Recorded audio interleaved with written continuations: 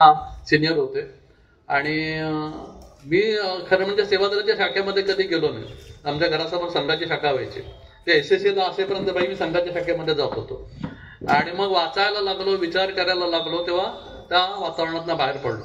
आणि सरांना पण सांगितलं की कुरुंदकरांची पुस्तकं वाचून आम्ही स्वतःला समाजवादी म्हणायला लागलो. सेवादलाच्या शाखेमध्ये कधी जाण्याचा प्रसंगच आला नाही. पण कुरुंदकर हे राष्ट्र सेवा दलाचे जणू काही प्रवक्ते होते, विचारवंत होते. त्यांचं जागर हे राजकीय लेखांचं पहिलंच पुस्तक त्यांनी बापू काळदाते यांना अर्पण केलेलं होतं आणि त्या अर्पण पत्रिकेत ते असं म्हणालेले होते की हे पुस्तक सेवा दलातल्या बापू काळदातेला आहे, आमदार बापू काळदातेला नाही. तर बापू काळदाते नुकतेच आमदार झालेले होते. आणि तेव्हा सेवा दलात मग चिपळूणमध्ये सेवा दलवाले कोण आहेत, मग शशी लवेकर, चंद्रकांत खातू, उषाताई लवेकर अशी नावं.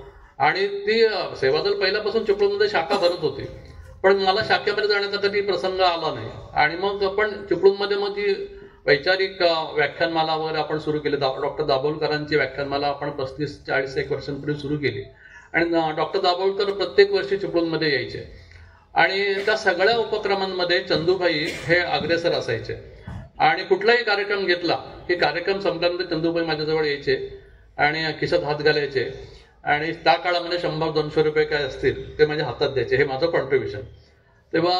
आणि चंदूबाई अनेक उपक्रमांमध्ये म्हणजे सेवा दलाचं ते काम करायचेच, पण त्याशिवाय अनेक सामाजिक संस्थांशी त्यांचा संबंध होता. आणि शेवटपर्यंत की समाजवादी विचारसरणीशी आणि गांधीवादी विचारसरणीशी एकनिष्ठ राहिलेले, बाकी कुठल्याही प्रलोभनाला बळी न पडलेले असे आमचे एक ज्येष्ठ कार्यकर्ते की ज्यांचा आदर्श घेऊन आम्ही पुढे वाटचाल करू शकू, अशी चंदूबाईंची प्रतिमा माझ्या मनामध्ये. त्यांच्या स्मृतीला मी अभिवादन करतो आणि पुन्हा एकदा खातू कुटुंबियांचे आभार मानतो. धन्यवाद. या नात्याने आम्ही त्यांना बंधू म्हणत असू, तर त्यांची थोडीशी या ठिकाणी ओळख करून देण्याचा प्रयत्न करते. आमचे वडील चंद्रकांत खातू यांच्या स्मरणार्थ या ठिकाणी आयोजित केलेल्या व्याख्यानासाठी उपस्थित असलेले प्रमुख मार्गदर्शक माननीय किशोर बेडकिहाळ सर, पूज्य गांधी प्रतिष्ठानचे अध्यक्ष माननीय होमकळस सर, माजी आमदार रमेशभाई कदम, या ठिकाणी उपस्थित असलेले माझी आई स्नेहलता खातू, माझे काका अनिल खातू, त्याचप्रमाणे इथे उपस्थित असलेले माझे भाऊ दिनेश परिमल, माझी बहीण चारू, माझे मिस्टर शैलेश, वहिनी तेजस्वी आणि आपण सर्व मान्यवर आणि विद्यार्थी मित्रमैत्रिणींनो. चंद्रकांत खातू म्हणजे एक राष्ट्र सेवा दल, पूज्य गांधी प्रतिष्ठान आणि इतर सर्व सामाजिक संस्था संघटनांमध्ये निस्वार्थीपणाने काम करणारा एक कार्यकर्ता होते. लोकशाही, समाजवाद, धर्मनिरपेक्षता या सेवा दलाच्या तत्वांना अनुसरून त्यांनी आयुष्यभर वाटचाल केली. साने गुरुजी आणि पूज्य गांधींच्या विचारांचा प्रभाव त्यांच्यावर होता. त्यांना अभिप्रेत असलेला बदल किंवा त्यांचं विचार स्वातंत्र्य, व्यक्ती स्वातंत्र्य यांचा त्यांनी नेहमीच पुरस्कार केला आणि म्हणूनच त्यांनी नेहमीच तरुणांना प्रोत्साहन दिलं. त्यांच्या आधुनिक कार्यशैलीला किंवा नवीन विचारांना त्यांनी नेहमी प्रोत्साहित केलं. त्यांचं असं म्हणणं असायचं की कोणतेही संस्था संघटनेचं काम वर्षानुवर्ष त्याच पद्धतीने करत राहण्यापेक्षा काळानुरूप त्यात बदल केले पाहिजेत आणि पुढे जायला पाहिजे, तरच आपण या सगळ्यामध्ये टिकू शकतो. आणि त्याप्रमाणे त्यांचं आचरण असायचं. ते नेहमी सर्वांना, तरुणांना विशेषतः प्रोत्साहन देत असत. आयुष्यभर त्यांनी ज्या ध्येयाने वाटचाल केली त्याच ध्येयावर चालण्याचा ते नेहमी सल्ला देत असत. त्यांनी स्वतःविषयी असं लिहून ठेवलं आहे, त्यात ते असं म्हणतात की व्यवसाय सांभाळत असतानाच निस्वार्थपणाने आणि कर्तव्य भावनेने मी सामाजिक कार्यात योगदान देण्याचा प्रयत्न केला. अतिशय प्रामाणिकपणे आणि कोणत्याही वैयक्तिक लाभाची अपेक्षा न करता त्यांनी या मार्गावरून वाटचाल केली. असं म्हणतात की साने गुरुजींनी सांगितलेले खरा तो एकची धर्म, जगाला प्रेम अर्पावे, या उक्तीप्रमाणे, या वचनाप्रमाणे हेच वचन जर सर्वांनी आत्मसात केलं तर आजूबाजूला घडणाऱ्या ज्या अनेक घटना आहेत, ज्या अनेक समस्या आहेत, त्या समस्यांना उत्तर निश्चित मिळेल असा मला विश्वास आहे. त्यांचा हा विश्वास अधिकाधिक लोकांपर्यंत पोहोचावा यासाठी आपण काहीतरी कृतिशील योगदान द्यावे असा विचार आमचे काका गजाभाऊ खातू यांनी मांडला आणि कुटुंबियांनी त्याला प्रतिसाद दिला. आणि हा जो समाजवादी विचार आहे, हा परिवर्तनवादी विचार आहे, तो अनेकांपर्यंत घेऊन जाण्याचं काम पूज्य गांधी प्रतिष्ठानच्या माध्यमातून निश्चितच होईल असा आम्हाला विश्वास वाटला. आणि म्हणून हा 60,000 रुपयाचा निधी आम्ही पूज्य गांधी प्रतिष्ठानच्या सुपूर्द केला. आणि या निधीतून सर म्हणाले तसं वैचारिक पातळीवर घुसळण व्हावी, विद्यार्थ्यांपर्यंत जास्तीत जास्त लोकांपर्यंत खरा इतिहास पोचावा, ही त्यामागची भावना आहे. मी पूज्य गांधी प्रतिष्ठानचे या ठिकाणी आभार मानते.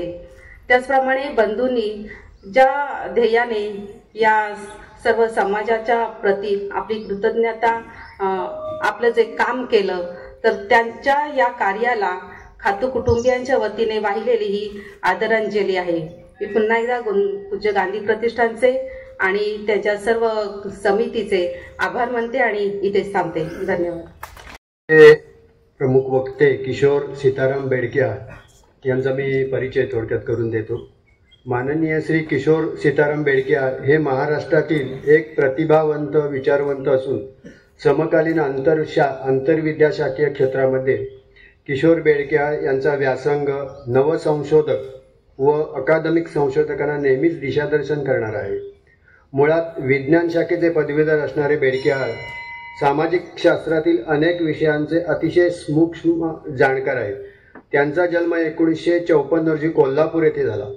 त्यांनी सातारा येथील Yashwantrao Chavan institute of science व लालबहादूर शास्त्री महाविद्यालयामधून गणित विषयामध्ये पदवीचे शिक्षण पूर्ण केले. त्यानंतर त्यांनी भारतीय आयुर्विमा महामंडळ म्हणजे LIC सातारा विभाग येथे 1973 ते 2007 या कालखंडात नोकरी केली. त्यांच्या सेवेच्या कालखंडामध्ये ते विमा कामगार संघटनेचे सक्रिय सदस्य व पदाधिकारी होते. सरांनी LIC employee credit cooperative society लिमिटेडचे संचालक, व्हाईस चेअरमन आणि चेअरमन म्हणूनही काम पाहिले आहे. किशोर बेडकियाळ यांनी सातारा येथे 1992 साली आंबेडकर अकादमीची स्थापना केली. आंबेडकर अकादमीच्या माध्यमातून संपूर्ण महाराष्ट्र आणि भारतातील विचारवंतांना वैचारिक आणि सृजनशील विचार आणि साहित्य निर्मिती करण्यासाठी विचारमंच तयार केले. या आंबेडकर अकादमीच्या माध्यमातून त्यांनी 15 विचारवेध संमेलनाचे आयोजन केले आहे. तसेच ते समाजवादी प्रबोधिनी, श्रमिक प्रतिष्ठान या संस्थांशी संबंधित आहे. सन 1989 ते 2004 पर्यंत समाज प्रबोधन पत्रिका या त्रैमासिकाचे संपादक म्हणूनही काम पाहिले आहे. सध्या ते नवभारत या त्रैमासिकाचे संपादक मंडळाचे सदस्य म्हणून कार्यरत आहेत. त्याचबरोबर त्यांनी 2008 मध्ये शिवाजी विद्यापीठाच्या नेहरू अभ्यास केंद्रात अभ्यांगत म्हणून काम केले आहे. विविध विषयांवर त्यांनी 4 पुस्तके लिहिली असून 13 पुस्तकांचे संपादन केले आहे. अनेक ग्रंथांना त्यांनी प्रस्तावना लिहिली आहे. त्यामध्ये प्रामुख्याने राष्ट्रीय स्वयंसेवक संघ एक मागोवा, एकात्मता यज्ञार्थ आणि अनर्थ पुस्तिका, पंडित नेहरू आणि सेक्युलरिझम ही पुस्तके व आजचा महाराष्ट्र, भारतीय राजकीय व्यवस्था, धर्म आणि राजकारण, बदलता महाराष्ट्र, डॉक्टर ND पाटील व्यक्तित्व आणि कर्तृत्व, शतकांतरांच्या वळणावर विचारवेध संमेलन, अध्यक्षीय भाषणे, खंड 1, चौकटी बाहेरचे चिंतन, निवडक वसंत पळशीकर, परिवर्तन विचार चिंतन आणि चिकित्सा, जिहाद, गुलाल, सारीपाट निवडक लेख, वेद नेहरू विचार विश्वांचा, गांधीविषयी खंड 1, ND पाटील यांची मुलाखत इत्यादी पुस्तके संपादित केली आहेत. त्याचबरोबर त्यांनी ND या लघुपटाचे दिग्दर्शनही केलेले आहे. त्यांनी समाजवादी युवक दल समता आंदोलनात सक्रिय सहभाग घेतला होता. पुणे विद्यापीठ, शिवाजी विद्यापीठ, अहिल्याबाई होळकर विद्यापीठ सोलापूर व उत्तर महाराष्ट्र विद्यापीठातील अनेक चर्चासत्रात सहभाग घेण्याबरोबरच त्यांनी अनेक प्रशिक्षण शिबिरामध्ये प्राध्यापक व विद्यार्थ्यांना वेळोवेळी मार्गदर्शन केले आहे आणि करीतही आहे. तसेच वसंत व्याख्यानमाला पुणे, छत्रपती शाहू व्याख्यानमाला कोल्हापूर, कॉम्रेड अवी पानसरे व्याख्यानमाला कोल्हापूर, सांगली आणि वर्धा येथील व्याख्यानमालेत अनेक विषयावर वैविध्यपूर्ण व्याख्याने दिली आहेत. एकंदरीत त्यांच्या कृतिशील आणि सृजनशील कार्याचा परिपाक म्हणून राज्यातील अनेक सामाजिक आणि शैक्षणिक संस्थांनी त्यांना अनेक पुरस्कारही बहाल केले आहेत.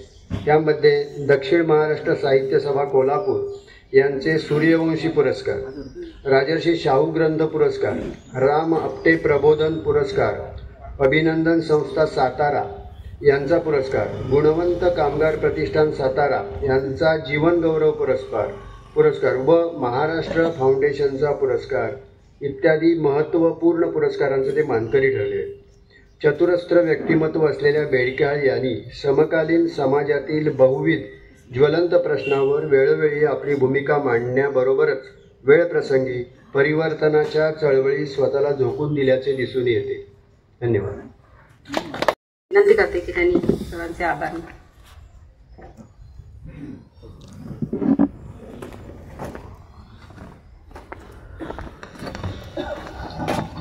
पूज्य गांधी प्रतिष्ठान आणि आज गांधी पुण्यतिथी निमित्त सर्व उपस्थित असलेले प्रमुख पाहुणे, मी प्रथम आभार मानतोय कारण नंतर वक्ते बोलणार आहेत.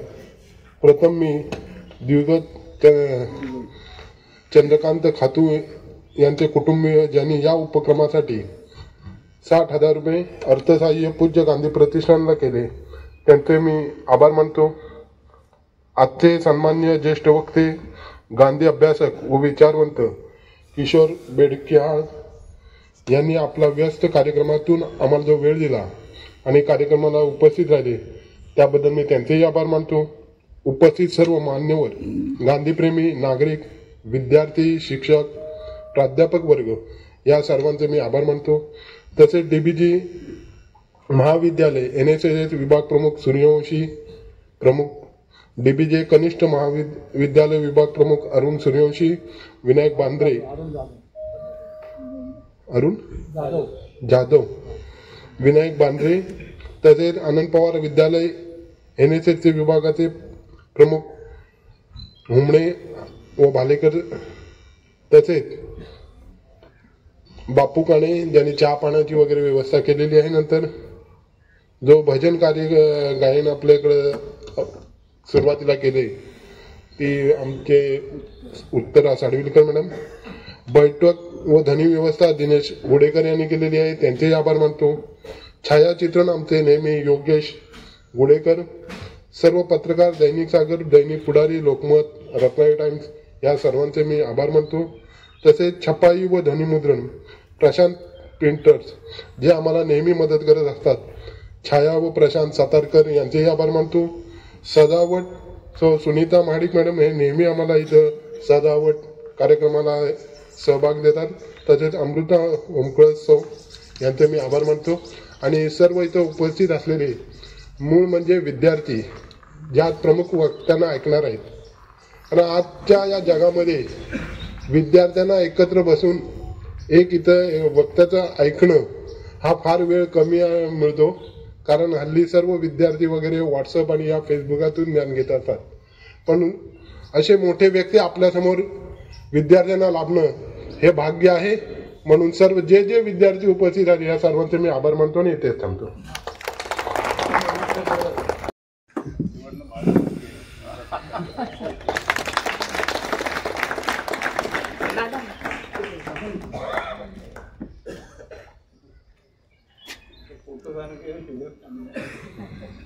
यानंतर माझे आमदार रमेशभाई, समस्त खातू परिवार आणि या कार्यक्रमासाठी उपस्थित असणाऱ्या विद्यार्थी मित्रांनो आणि बंधू भगिनींनो, एक चांगला योग आज माझ्या वाट्याला आलेला आहे. मी अनेक ठिकाणी गांधीजींवर व्याख्याने दिली, अनेक ठिकाणी गांधीजींची निर्णय स्मारकं जिथे जिथे केली ती पाहिली, पण गांधीजींच्या अस्थीचं दर्शन आज पहिल्यांदाच घेण्याचा योग मला या निमित्ताने आला. त्याबद्दल माझ्या मनाला एक वेगळं समाधान आज लावलेलं आहे. आणि हा योग अर्थातच चिपळूणकरांच्यामुळे आला, तेव्हा मी या सगळ्यांचे मनपूर्वक आभार मानतो. आज या ठिकाणी विद्यार्थ्यांची संख्या खूप बरी आहे हे पाहूनही मला खूप समाधान वाटते. कारण ज्यांच्या समजावर किंवा गैरसमजावर संबंध देशाचं पुढचं भवितव्य अवलंबून आहे हा अत्यंत महत्त्वाचा घटक. तुमच्यासारखंच महाविद्यालयामध्ये असताना त्या काळामध्ये जयप्रकाश नारायणांनी आम्हाला प्रेरणा दिली आणि चळवळीकडे खेचलं. तुमच्या वयातच असताना मी या चळवळीकडे खेचलो गेलो आणि हळूहळू या चळवळीमध्ये मोडला गेलो.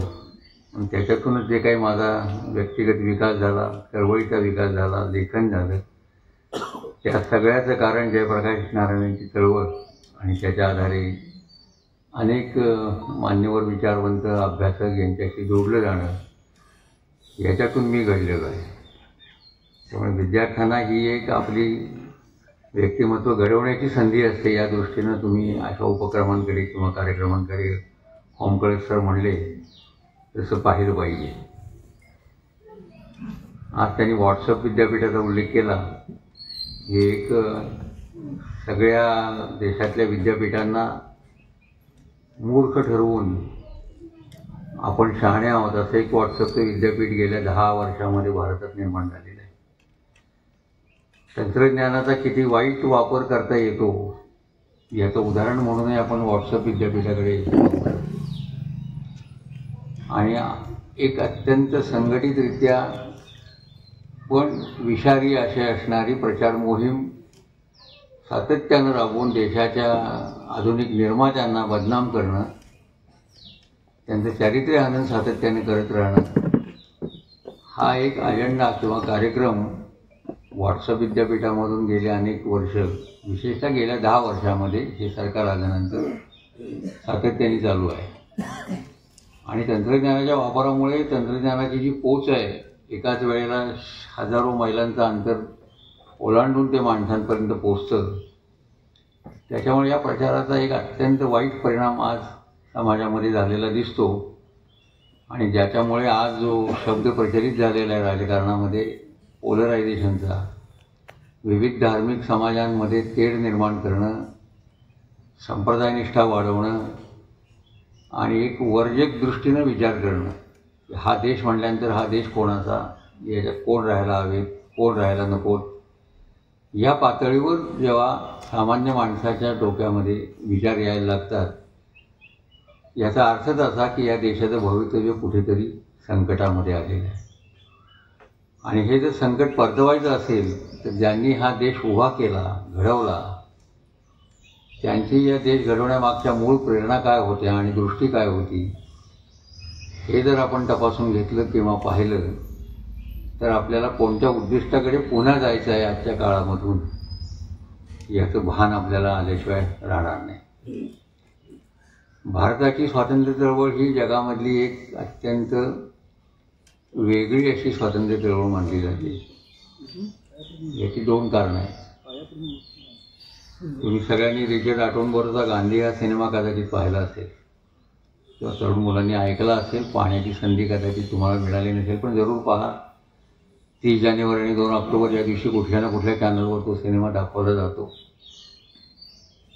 इथे बसलेल्या बाकीच्या लोकांनी रिचर्ड आटनबरोचा गांधी नक्कीच पाहिला असेल, मराठी डबिंगही पाहिलं असेल त्याचं. त्या अटनबरोचं शूटिंग पुण्याजवळ चालू असताना महाराष्ट्राचे प्रख्यात पत्रकार आणि गांधी विचारांचे अभ्यासक सुरेश द्वादशीवार त्या अटनबरोंना भेटायला गेले होते. आणि त्यांनी अटनबरोंना असा प्रश्न विचारला की जगामध्ये स्वातंत्र्य मिळवणारे इतर अनेक नेते होऊन गेले आणि त्याही काळात ते अस्तित्वात होते. आपल्या शेजारच्या देशातला माओ त्से-तुंग होता, इकडे व्हिएतनामच्या ह्याच्यातला हो ची मिन्ह होता, सोव्हिएट रशियाच्या इतिहासात होऊन गेलेला लेनिन होता, क्युबाचा फिडेल कॅस्ट्रो होता, गॅरिबाल्डी, बिस्मार्क यासारखे ज्यांनी देश घडवले असेही लोक होऊन गेले. इतके सगळे लोक देश घडवणारे होऊन गेलेले असताना तुम्ही गांधींवरच सिनेमा का काढता असा प्रश्न त्यांना विचारला. अटनबरोनं दिलेलं उत्तर हे आपल्याला सुखावणारं आहे, तो असं म्हणाला की ही सगळी नावं तुम्ही घेतली ही आदरणीय आहेत, वंदनीय आहेत, यांनी देश घडवला, क्रांत्या केल्या, सत्ता मिळवल्या, पण ह्या सगळ्यांचा सत्ता मिळवण्याचा आधार शस्त्र होता आणि जगाच्या पाठीवर शस्त्राविना स्वातंत्र्य मिळालेला देश हा फक्त भारत असल्यामुळे आणि निशस्त्र प्रतिकाराचं आंदोलन गांधींनी उभं केलं, त्याच्यामुळे गांधी ह्या व्यक्तिमत्वाचं मला बरंच कुतूहल आहे, म्हणून मी त्यांच्यावर सिनेमा करायचा ठरवलं. त्याचं म्हणणं एका अर्थानं बरोबर होतं की गांधीजींनी केवळ राजकीय स्वातंत्र्याचाच विचार केला असं नाही, सामाजिक आर्थिक पातळीवरच्या सगळ्या समस्या, सामाजिक सुधारणा, धर्मसुधारणा या सगळ्यांचाच त्यांनी विचार एकत्र केलेला होता आणि जीवनाच्या कोणत्याही क्षेत्राला त्यांचा विचार असा नाही की जो स्पर्श करत नाही. जीवनाच्या प्रत्येक क्षेत्राबद्दल गांधींना काही म्हणायचं होतं. शिक्षण असेल, आरोग्य असेल, सामान्य माणसाचं जगणं असेल, उत्पादन कार्य असेल, सगळ्या ठिकाणी गांधीजींचं एक विशिष्ट म्हणणं होतं.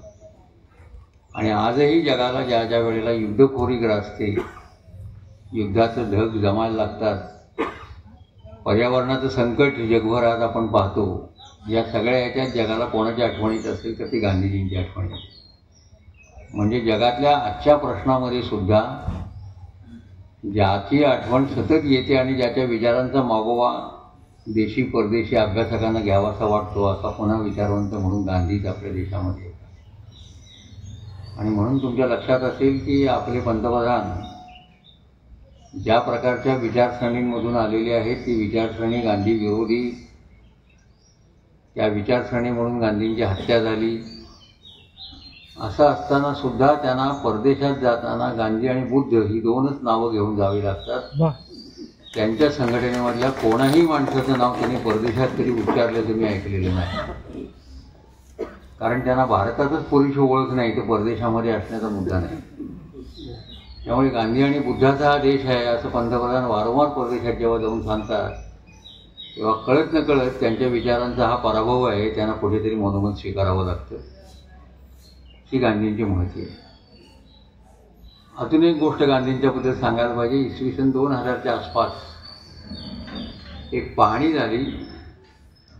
गेल्या सहस्त्रकावर म्हणजे गेल्या 1000 वर्षातला सर्वश्रेष्ठ मानवकोड, त्याच्यासाठी 10,000 लोकांच्याकडनं मतं मागवली गेली.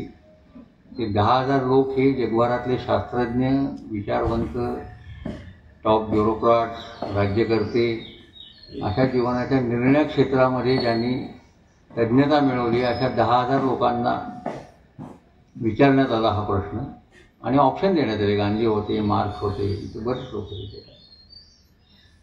त्याच्यामध्ये 8,000 पेक्षा जास्त लोकांनी गांधीजींचं नाव एकमुखाने घेतले. म्हणजे इसवी सन 1000 ते इसवी सन 2000 या 1000 वर्षाच्या सहस्त्रकावर ज्यांच्या व्यक्तिमत्वाचा अनन्यसाधारण पगडा आहे आणि ज्यांनी लाखो माणसांच्या विचार प्रक्रियेला एक बैठक दिलेली आहे, ते पुन्हा गांधीच आहे. त्यामुळे आपल्या देशाचं भाग्य एवढं आहे की एक असा माणूस या देशामध्ये होऊन गेला. अल्बर्ट आइन्स्टाईन जसं म्हणायचा की पुढच्या पिढ्या कदाचित विश्वास ठेवणार नाहीत की इतका काटकोळा हाडामासाचा एक माणूस या पृथ्वीवर होऊन गेला, तो या पृथ्वीवर चालला आणि त्यांनी एवढी अफाट कामगिरी करून ठेवली. हे अतिशय दुर्मिळ भाग्य आपल्या देशाच्या पर्यायानं आपल्या सगळ्यांच्या वाट्याला आलेलं आहे. अजून एक गमतीची गोष्ट गांधीजींबद्दल सांगायला हवी. मुसोलिनी हा इटालीचा हुकुमशहा, ज्यांनी जगाला दुसऱ्या महायुद्धामध्ये लोटलं, मुसोलिनी, हिटलर, याला भेटायला हिंदू महासभेचे त्या काळातले ज्वलंत हिंदुत्ववादी कार्यकर्ते बाळकृष्ण शिवराम मुंजे म्हणून गोलमेज परिषदेला गेले होते दुसऱ्या. तिथून ते परिषद संपल्यानंतर मुसोलिनीला भेटायला इटालीला गेले, कारण आपल्या ज्या इथल्या राष्ट्रसंघाची सगळी जडणघडण आहे फॅसिझमची, ती इटालियन तत्त्वज्ञानावर झालेली आहे. लक्षात घ्या. आपल्याला फक्त सोनिया गांधी इटालियन वाटतात, पण जे विष इटालियन तत्त्वज्ञानाने या देशात पेरलेलं आहे त्याच्याबद्दल आपल्याला माहिती फार कमी असते. ते मुसोलिनीला जेव्हा भेटायला गेले तेव्हा मुसोलिनीने त्यांना पहिला प्रश्न काय विचारला असेल, गांधीजींच्या हातामध्ये कोणतंही शस्त्र नाही, असं असताना त्यांच्या पाठीमागे कुठलीही सशस्त्र संघटना नाही, असं असताना देशातले करोडो लोक निशस्त्र असणाऱ्या गांधींच्या मागे का जातात, हा प्रश्न त्यांनी मुंजांना विचारला. मुंजांना त्याचं उत्तर देता आलं नाही. 2 कारणांनी. एक तर त्यांची प्रकृती त्या प्रकारची नाही, त्यांची निष्ठा निशस्त्र आंदोलनांवर नाही. ते गेले होते लष्करी प्रशिक्षण देऊन हिंदू समाजाचं हिंदुत्वीकरण कसं करता येईल हे पाहायला. त्यामुळे स्वाभाविकपणे मुसोलिनीने विचारलेल्या प्रश्नात त्यांना रस नव्हता. पण मुसोलिनीला यासाठी रस होता की जे आपण इथे करतोय आणि शस्त्राच्या आधारे करोडो लोक एकत्र आणून सक्ती आपण करतोय, अशी कोणतीही सक्ती आणि बळाचा वापर न करता गांधीजींनी हे कसं काय साध्य केलं हे त्याचं कुतूहल होतं. म्हणजे शस्त्र वापरणाऱ्या माणसालाही निशस्त्र लढा देणाऱ्या माणसाचं कौतुक वाटावं, पण ते कौतुक भारतातल्या या प्रकारच्या विषारी विचार करणाऱ्या माणसांना आजन्म वाटलेलं नाही, आजही वाटत नाही. आजही ते आपला राग गांधीजींच्या छायाचित्राला गोळ्या घालून व्यक्त करतात. गोडसेंची मंदिरं उभारण्याचे दिवस आज आलेले आहेत. त्यांची मंदिरं उभारली जातात आणि गोडसेंना भारतरत्न द्या इथपर्यंतच्या मागण्या केल्या जातात. ह्याच्यावरनं हा समाज अधोगतीच्या कोणत्या स्तराला चाललेला आहे आणि कोणत्या पातळीवर आलेला आहे हे आपल्या लक्षात यायला पाहिजे. आणि या पार्श्वभूमीवर गांधी आणि नेहरू यांनी हा देश कसा घडवला, देशाला काय योगदान दिलं हे आपण समजावून घेतले पाहिजे. विशेषतः तरुण पिढीने समजावून घेतलं पाहिजे असं मला वाटतं. एका वाक्यात सांगायचं झालं, एका शब्दात, तर गांधी हे कशाचं प्रतीक आहे असा जर प्रश्न मला विचारला तर एकच शब्द त्यांच्यासाठी वापरता येतो. गांधी हे जगातल्या निर्भयतेचं प्रतीक आहे. हा 20व्या शतकामधला अत्यंत काटकोळा दिसणारा माणूस हा 20व्या शतकात जगातला सर्वात निर्भय माणूस मानला जातो हे लक्षात घ्या. सर्वात निर्भय. त्याला कोणाची भीती वाटली नाही. आफ्रिकेत गेले, तिथे बलाढ्य गोऱ्या साम्राज्याला त्यांनी टक्कर दिली. तिथल्या भारतीयांच्या आणि आशाई लोकांचे प्रश्न सोडवण्यासाठी चळवळी उभ्या केल्या. मरस्तवर मार खाल्ला आणि त्या चळवळी करत असताना त्यांनी एक लोकांच्यामध्ये प्रचंड आत्मविश्वास निर्माण केला आणि लाखो लोक, हजारो लोक आफ्रिकेच्या चळवळीमध्ये सहभागी झाले. ती कीर्ती घेऊन गांधीजी भारतात आले. इथे आल्यावर पुन्हा ब्रिटिशांचं साम्राज्य आणि हे बलाढ्य साम्राज्य आहे. या साम्राज्यावरचा सूर्य मावळणार नाही अशा प्रकारची दरपोक्ती ब्रिटिशांकडे नेहमी केली जात होती. गांधीजींचे गुरु, गांधींनी ज्यांना मानलं, गोपाळकृष्ण गोखले, त्यांना एकाने हा प्रश्न विचारला होता की जगात आत्तापर्यंत रणाविणं स्वातंत्र्य कोणाला मिळाले ही उक्ती आपल्याला माहिती आहे. कोणाला मिळाले स्वातंत्र्य? गोखलेने असं उत्तर दिलं, आत्तापर्यंत मिळालं नाही हे कदाचित खरं असेल, पण यापुढे मिळू शकतं हे लक्षात घ्या. आणि गोखल्यांचा निर्देश गांधीजींकडे होता. याचं कारण दक्षिण आफ्रिकेमध्ये गांधींनी जे काम आणि चळवळ उभी करून दिलेली होती त्याच्यावरून भारतात ते आल्यानंतर काय करतील याचा गोखल्यांना अंदाज आलेला. आणि म्हणून गोखल्यांनी त्यांना सांगितलं की 1 वर्षभर तुम्ही भारत बघा, हिंडा. रेल्वेच्या 3ऱ्या डब्यानी त्याने आणि कस्तुरबांनी सगळा भारत पाहिला आणि नंतर गांधीजी कामाला सुरुवात झाली. 15 साली गांधीजी भारतात आले आणि लगेचच गोखल्यांचं निधन झालं. फेब्रुवारी 1915 गोखले गेले, 16 फेब्रुवारी. त्याच्यापुढे गांधींनी पहिला लढा उभा केला तो चंपारण्याच्या शेतकऱ्यांचा, निळीच्या शेतकऱ्यांचा लढा. तिथे त्यांच्या असं लक्षात आलं की इथे खूपच अन्याय आहे आणि म्हणून त्यांनी कामाची आखणी या पद्धतीने केली. तिथल्या लोकांचा सहभाग त्यातनं आपल्याला मिळाला पाहिजे आणि त्या सहभागातून गांधीजींना एक रत्न सापडलं. ते राजेंद्र प्रसादांचं रत्न, ते बिहारमधून सापडले. बारडोलीच्या लढ्यात गांधींना सरदार पटेल अनुयायी म्हणून मिळाले. पटेलांचं आयुष्य काय होतं गांधी येण्यापूर्वी? सुटापुटात वावरणारा, सिगार म्हणजे ते पाईप असतो तो पाईप ओढणारा, अत्यंत विलक्षण चैनीत राहणारा, मुंबई आणि संबंध गुजरात इलाख्यामध्ये बॅरिस्टर असणारा. आणि पटेलांच्या इंग्रजीचा हेवा कोणाला वाटला असेल तर तो लॉर्ड माउंटबॅटनला वाटला हे लक्षात घ्या. म्हणजे इंग्रजी ही ज्यांची जन्मजात भाषा आहे त्या माउंटबॅटननी सरदारांना लिहिलेल्या पत्रामध्ये असं म्हटलेलं आहे की सरदार, तुमच्या इंग्रजीचा मला हेवा वाटतो. जेव्हा जेव्हा मी तुमची पत्र वाचतो तेव्हा मला माझ्या इंग्रजीचीच लाज वाटते. या भाषेमध्ये लॉर्ड माउंटबॅटननी सरदारांच्या इंग्रजीचं कौतुक केलेलं. पुढे जाऊन सुभाषचंद्र बोस आले. मतभेद झाल्यामुळे ते गेले, पण मतभेद झाले तरी निष्ठा गांधींवर होती. जेव्हा आझाद हिंद सेना स्थापन केली त्यावेळेला त्याच्या ब्रिगेडची नावं बघितली तर Jawaharlal Nehru brigade, Maulana Azad brigade, Gandhi brigade. Gandhi जयंतीला त्यांनी गांधीजींना महात्मा गांधी हे आमचं प्रेरणास्थान आहे जाहीर केलं, राष्ट्रपिता आहेत ते जाहीर केलं. म्हणजे गांधीजींच्यापासून प्रेरणा घेऊन निरनिराळ्या क्षेत्रामध्ये गेलेले असंख्य लोक त्या काळामध्ये दाखवता येतात. हे एका बाजूला आफ्रिकेतली पुण्याई आणि भारतामध्ये चंपारण्याचा लढा त्यांनी जो लढवला त्याच्यामधून गांधींचा नेता म्हणून उदय झाला. गांधीजी सगळ्या भारताचे नेते झाले 1920 साली. 1920 पर्यंत अखिल भारतीय नेतृत्वाचा मान महाराष्ट्रामध्ये फक्त टिळकांना मिळालेला होता, आणि तो सुद्धा महाराष्ट्रीयन मंडळींच्या कर्तृत्वामुळे नव्हे, तो बंगाली लोकांच्या कर्तृत्वामुळे मिळालेला मान आहे. विणकरांच्या प्रश्नावर टिळकांनी जो आवाज उठवला, मजुरांच्या प्रश्नावर, त्याच्यामधून त्यांनी टिळकांना हा सगळा बहुमान दिला आणि महाराष्ट्र हा भारताच्या राजकारणाचं केंद्र झाला. 20 साली गांधी भारताचे नेते झाले. हे मी 20 साल मुद्दाम यासाठी सांगतोय की भारताच्या फाळणीला पायाभूत ठरलेला लखनौ करार जो मानला जातो, तो लखनौ करार 1916 साली गांधीजी राजकारणात येऊन स्थिर होण्याच्या आधी 4 वर्ष टिळकांनी आणि बॅरिस्टर जिनांनी मिळून केलेला होता. आपण फाळणीचा पाया असणाऱ्या करारामुळे फाळणीचा दोष गांधींना देतो, पण आपल्याला हे लक्षात येत नाही की लखनौ करारात तर गांधी नव्हतेच, पण 20 सालानंतर जेवढ्या प्रकारच्या वाटाघाटी इंग्रजांशी झालेल्या आहेत तेवढ्या कोणत्याही वाटाघाटीमध्ये गांधीजींनी मुसलमानांना वेगळं काही द्या अशी मागणी एका ओळीनं सुद्धा केलेली नाही, एका ठरावात सुद्धा केलेली नाही. जे इंग्रजांनी दिलं ते चालू राहिलं, पण 47 साली जेव्हा भारत स्वतंत्र झाला तेव्हा त्याही राखीव जागा काढून घेतल्या गेल्या. हेही लक्षात घ्या. गांधींविषयीच्या गैरसमजामध्ये काही तपशिलातनं आपल्याला आपोआप उत्तर मिळत जातात. मी मगाशी असं म्हणालो की निर्भयता हे गांधींचं वर्णन सगळ्यात जास्त सार्थपणे करता येतं. कोणत्या कारणासाठी करता येतं?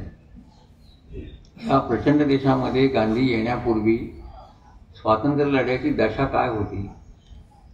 टिळक, योगी अरविंद, लालबाल पालमल्ले तराई हे एका बाजूला स्वातंत्र्याच्या आंदोलनाचा प्रयत्न करत होते,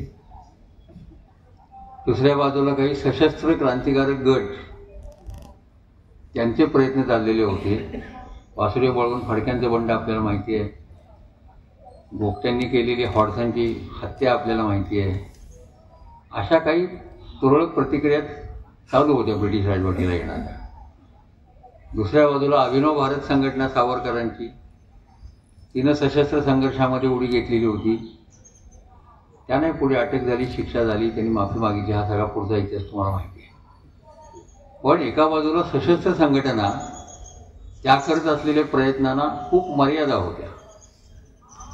टिळकांनी सुद्धा गांधींच्या मार्गाला यश मिळेल हे गांधी आफ्रिकेतून आल्यानंतर आणि चंपारण्याचा लढा यशस्वीरित्या लढवायला गांधी गेल्यानंतर अवंतिकाबाई गोखल्यांनी जे गांधींचं चरित्र लिहिलं आहे पहिलं, त्याच्या प्रस्तावाने टिळकांनी कबूल केलं की सशस्त्र क्रांतीच्या लढ्याला 8 आण्यात सुद्धा यश असेल तर मी त्याचा विचार केला असता, पण मला ती परिस्थिती दिसत नाही.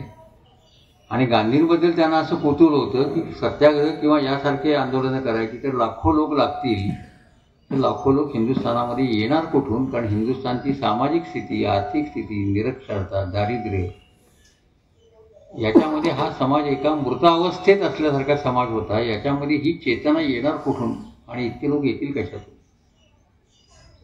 गांधीजी गेल्यानंतर तर्कतीर्थ लक्ष्मण शास्त्रींनी 1-2-3 भाषणं दिली ठिकठिकाणी. एक नागपूरला दिलं, एक लेखही लिहिला होता, ह्याच्यातही एक लेख त्यांचा दिसतोय.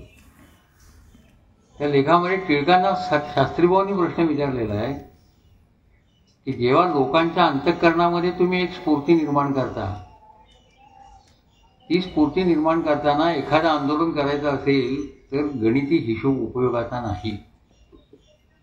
तुम्हाला त्या स्फूर्तीचाच आधार घ्यायला पाहिजे आणि ती स्फूर्ती गांधींनी निर्माण केली होती. म्हणून 1920च्या आधी ज्या वेळेला परदेशी बहिष्कार आणि या कापडांच्या होळ्यांवर बहिष्कार सुरू झाला त्याला लाखो लोकांनी प्रतिसाद दिला. असं काय होतं गांधींच्या मध्ये, त्यांनी विद्यार्थ्यांना सांगितलं शाळा सोडा, विद्यार्थ्यांनी शाळा कॉलेज सोडली. प्राध्यापकांना सांगितलं नोकऱ्या सोडा, त्यांनी नोकऱ्या सोडल्या. वकिलांना सांगितलं तुम्ही वकिली सोडा, त्यांनी वकिली सोडली. भल्या भल्या सामाजिक घटकांना वरच्या स्तरातल्या गांधीजींचा शब्द प्रमाण का वाटावा, त्यांनी एका आदेशावर नोकऱ्या का सोडल्या, त्यांच्या एका आदेशावर लाखो लोक आंदोलनामध्ये का आले. मदन मोहन मालवीय हे भारतातले त्या काळातले एक मोठे नेते काँग्रेसचे मानले जात असत. त्यांनी या बहिष्काराच्या आंदोलनाला विरोध केला होता आणि शाळा कॉलेजेसचा बहिष्कार त्यांना मान्य नव्हता. पण ते आपल्या मुलाला हे समजावून सांगू शकले नाहीत. त्यांचा मुलगा गांधींच्या मार्गाने गेला आणि त्याने शाळा कॉलेज सोडून दिली. म्हणजे घराघरामध्ये वडील आणि खालची मुलं यांच्यामध्ये सुद्धा गांधींच्या आदेशाने फूट पडलेली आपल्याला त्या काळामध्ये पाहता येते की वडील एका जुन्या विचारांचा भाग आहेत आणि मुलं नवीन विचारासाठी गांधींकडे आकर्षित होत आहेत. ही निर्भयता त्यांना गांधींमध्ये दिसली. दुसरी एक निर्भयता गांधींच्या मध्ये होती. 1917-18च्या सुमाराला ज्या वेळेला इंग्लंडचा युवराज भारतामध्ये आला, बनारसला त्यांचं मोठं स्वागत झालं. एक अधिवेशन त्या निमित्ताने भरलेलं होतं आणि भारतातले संस्थानिक राजे रजवाडे त्या काळातले, त्यांच्या बायका, समाजातले अत्यंत त्या काळात मुठभर असणारे श्रीमंत लोक, त्यांच्या बायका उंची वस्त्र, मोत्याचे दागिने, सोन्याचे दागिने, जेवढ्या प्रकारचे दागिने घालता येतील त्या प्रकारचे दागिने घालून त्या कार्यक्रमाला, त्या युवराजाला मुजरा करण्यासाठी आलेले होते. भेटणे त्याचा दरबार होता. तिथे गांधीजी गेले ते कोणत्या वस्त्रानिशी गेले, एक साधा पंचा नेसलेला या त्यांच्या नेहमीच्या पेहरावानिशी गेले. लोकांना आश्चर्य वाटलं, हा माणूस तिथे कसं काय आला, हा काय करला. त्यांना भाषणाची संधी दिली. भाषणाची संधी दिल्याच्या नंतर गांधीजींनी त्या जमलेल्या सगळ्या श्रीमंत वर्गावर जे आसूड ओढलेले आहेत त्या काळामध्ये, एका वाक्यात सांगायचं तर गांधीजी त्यांना आत्मनिरीक्षण करायला लावलं आणि असा प्रश्न उपस्थित केला की तुम्हाला लाज वाटायला पाहिजे. दागदागिने भरजरी वस्त्र घालून तुम्ही इथे आलात, त्याचं प्रदर्शन करताय.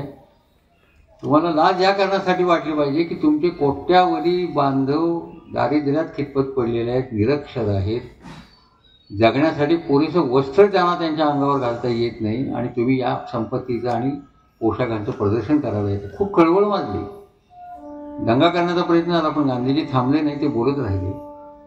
पण त्याचा परिणाम त्या संस्थानिकांवर झाला नाही, पण नवा विचार करणाऱ्या त्या काळातल्या तरुण पिढीवर मात्र 100% झाला.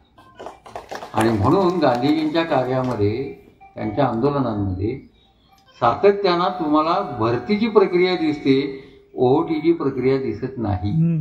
हे पहिलं त्यांचं वैशिष्ट्य लक्षात घ्या. आणि म्हणून त्यांनी या देशातल्या आंदोलनाला एक निर्भयतेनं सामोरं जा ही पहिली शिकवण दिली.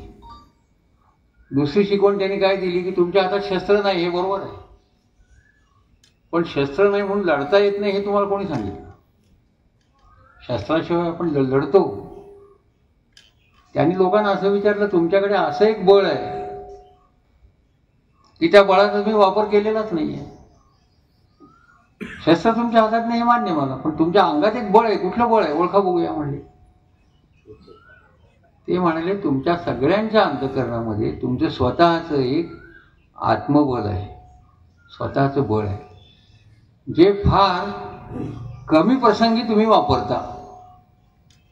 सगळी ताकद एकवटून ज्या वेळेला आपण एखाद्या गोष्टीचा प्रतिकार करतो त्याच वेळेला त्या आत्मबलाचा वापर आपल्याकडनं केला जातो. आणि हे आत्मबल आहे, तुम्ही विसरून गेलात. हे आत्मबल जर तुम्ही जागं केलं तर जगातली कुठलीही साम्राज्य सत्ता तुम्हाला चिरडू शकत नाही. आणि त्यासाठी हातात शस्त्र घेऊन शस्त्राच्या आधारे लढण्याची गरज नाही.